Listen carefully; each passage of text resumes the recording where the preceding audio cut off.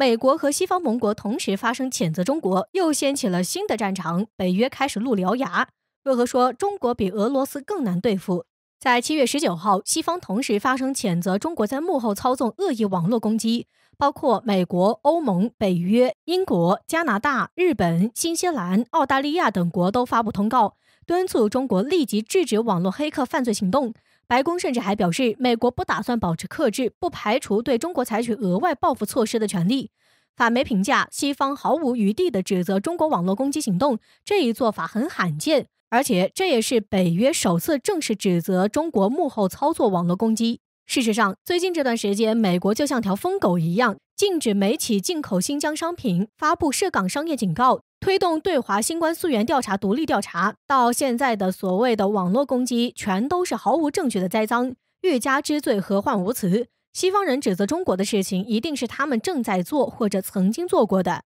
对此，中国驻欧盟使团发言人表示，去年中国531万台主机遭境外网络攻击，前3来自北约成员国。美国肆无忌惮地对世界进行大规模窃听，甚至连盟友都不放过，有什么资格指责中国？该注意的是，北约他们已经亮出獠牙。这不就和当年的洗衣粉事件如出一辙？西方联合想给目标安一个莫须有的罪名，然后为自己的行动找借口。这次北约入局绝不简单。在这之前，北约秘书长斯托尔滕贝格发布北约2020年年度报告，只有北美和欧洲联合行动才能确保国家安全。他们指责中国崛起影响到北约安全、价值观、生活方式，简直是无稽之谈。究竟是谁威胁谁？北约的军舰都在中国家门口挑衅了，包括法国、英国。法国都要到南海搞航行自由，借机搅乱南海局势。难道又想再来一次8国联军侵华？自二战后，以美国为核心的北约集团几乎霸占了全球的话语权。在西方霸权主义下，北约已经成为世界稳定最大的绊脚石和毒瘤。北约屡屡以兵临城下态势压迫俄罗斯战略缓冲区，现在又盯上了中国。不过，英国专家曾表示，相较俄罗斯而言，中国更难对付。中国拥有更大的经济体量，并主导全球供应链，全球影响力也比俄罗斯范围大。一旦对中国出手，很可能还会伤及自身。不要忘了，在抗美援朝时，中国就曾打败了以美国为首的17国联合国军。无论是70年前还是现在，谁妄想欺负中国人民，必将碰得头破血流。英国军方突然叫嚣要对中俄下手，叫嚣之下，竟意外发现美日英一个都跑不了，部队将执行一系列针对中俄的秘密任务。我们能做的就是让特种部队专注于更加复杂困难的反中国、反俄罗斯的任务。消息人士透露，这些特种部队将执行一些有政治风险的任务，比如在南海附近训练海军，以驱使他们更好地对抗中国。英国突然如此硬气地叫嚣要同时对中俄2个大国下手，是哪儿来的底气，或者说是吃了谁给的定心丸？在分析看来，英国断不可能有勇气独自狂言要对抗中俄，必定背后有帮手。从这个角度来说的话，或许与日本媒体的最新报道有关。日本共同社透露，日本防卫岸信夫与英国国防大臣华莱士将于7月20号就伊丽莎白女王号航母停靠在日本港口，并与日本海上自卫队和驻日美军举行联合军演等事宜展开全面磋商。目前这一消息已于日前得到环球时报的证实。如此一来，也就是说，在英国面临舰艇故障、疫情在航母内持续蔓延的情况下，为了能够让英国继续与中国作对，美日2国试图用这种方式支持英国。至此也就非常好理解，为什么英国在当下如此危机的情况下还敢叫板中俄。可话说回来，英国真的能赌对吗？美日什么心理，明眼人一眼就知道。在他们眼里，英国不过就是用来对抗中国的一枚棋子，想对中俄发动特种作战，简直痴人说梦。中国和俄罗斯可不是那些小国家，是绝不可能任由美英等西方国家随意拿捏的。英国有特种部队又如何？中俄也有。此次英国对中俄下手，要是解放军结合此次事件跟英国算以前的旧账，英国铁定会在第一时间被美日等国家抛弃，更不用说身为战斗民族的俄罗斯被激怒会如何反击。总之，英国军舰如此叫嚣，摆明了就是来送死的，说不定届时惹怒了中俄，包括英国、美国、日本在内的国家，一个都跑不了。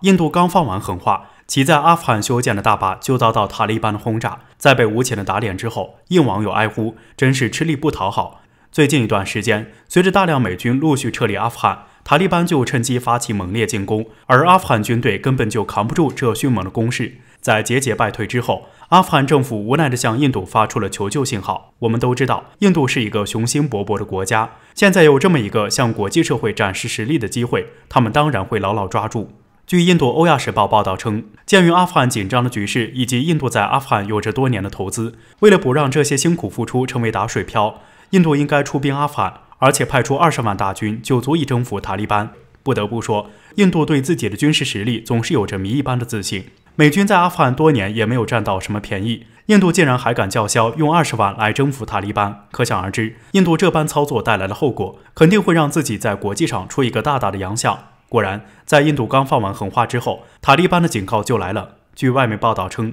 在印度威胁向阿富汗出兵20万之后，塔利班就开始连续攻击印度在阿富汗的目标。日前，印度领事馆就被塔利班占领了。随后，塔利班还明确地对印度发出警告，告诫他们不要妄想军事介入阿富汗，否则印度将为此付出代价。然而，印度丝毫没有在意这种警告，反而印度媒体却还一直鼓吹出兵的消息。在此背景下，塔利班愤怒地展开行动，对印度在阿富汗境内修建的大坝发起了攻击。据阿富汗时报消息称，塔利班对印度修建的萨尔马大坝实施了火箭炮和迫击炮攻击，大坝的基础部分遭到了严重损伤，随时都有可能坍塌。对此，有分析人士认为，如果萨尔马大坝垮塌之后，那印度就真的是损失惨重了，因为除了大坝之外，印度在阿富汗还有其他大量的基础设施。塔利班既然能轰炸萨尔马大坝，那就肯定会对其他设施实施轰炸。到那个时候，印度在阿富汗超过30亿美元的投资，或许都会付之东流。最后，我们想说，印度政府也真的是有点不务正业，在国内疫情肆虐的情况下，不仅在中印边境挑衅解放军，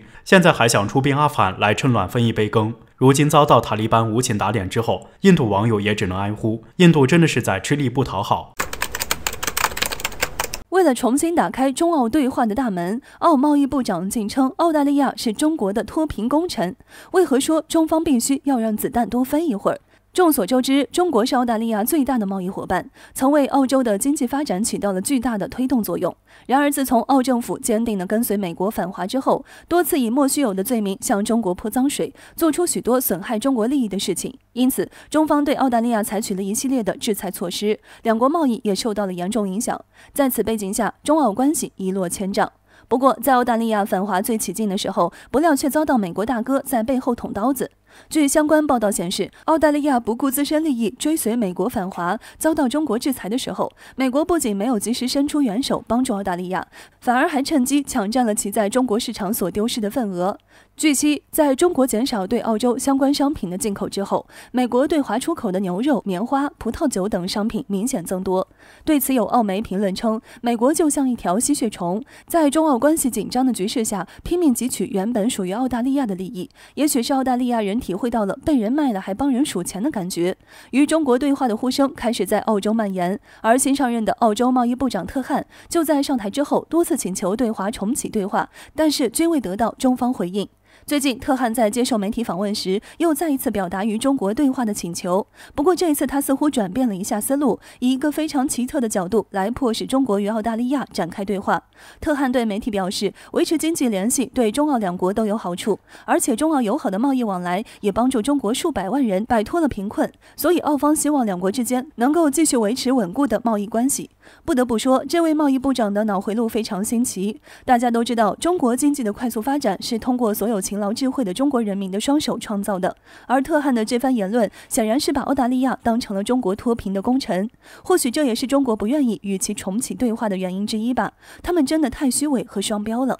一方想与中国合作，另一方又跟着美国攻击中国。通过特汉的言论，我们不难看出，中国确实把澳大利亚打疼了。他们现在对待中澳关系是一种极其矛盾的心态，既想与中国合作，又不肯承认自己已经输了。所以，中方必须要让子弹多飞一会儿，让澳大利亚向中国彻底认输，表达足够的诚意，这样中澳对话的大门才有可能重新打开。